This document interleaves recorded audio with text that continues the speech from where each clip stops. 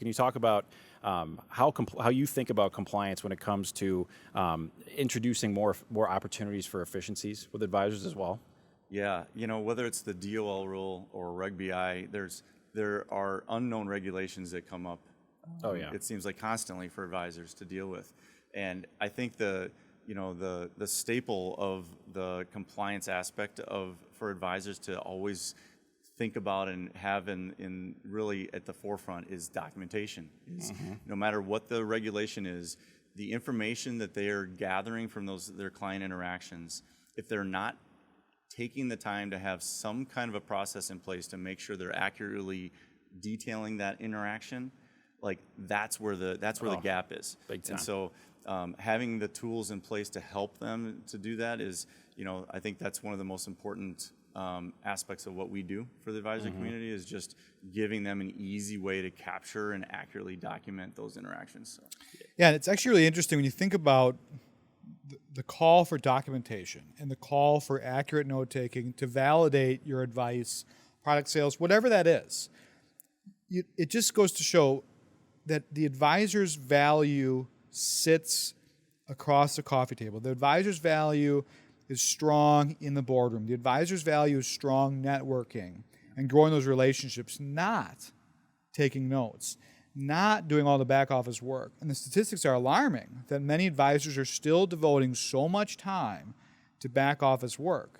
And quite frankly, that's problematic, right? I mean, these advisors need to be doing what? What should be focusing their time on? And my question is kind of two parts. One, how should they be allocating their time, right? And how should they break free from the concept of I have to do it all? Right. Those are great questions. And from my perspective, we were in the medical transcription industry for 16 years prior to the financial industry providing dictation. Doctors focus on patient care, right? They don't spend time typing their patient notes when they get done seeing one of their patients, right?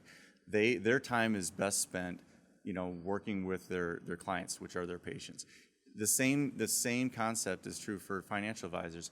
Why, the time that they're spending at a computer trying to type information that they are recalling from a meeting they might have had that morning, when they've already had 3 other meetings since then, it's not only an inefficient use of their time, but it's also losing opportunities. Because one of the things that I think is utmost important when it comes to those client interactions that you're talking about is, advisors shouldn't be taking a bunch of copious notes during their meetings.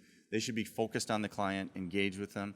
And then when they're done, though, when they walk away from that meeting, whether it was a phone call or an in-person meeting or a virtual call, having all that information in the short-term memory, there has to be a way to get that information documented quickly. And what easier way to do that than to dictate it and just speak your notes and speak all that information. Much more efficient use of their time than spending time typing it or handing over notes that are, chicken scratch, if you will. Like, I know what my handwriting looks like. Sure. If I handed notes over from one of my client meetings to an assistant, for instance, and said, here, can you please put this into the record in the CRM for this client? There's going to be so much missed information because either there's not enough detail or you just can't read it.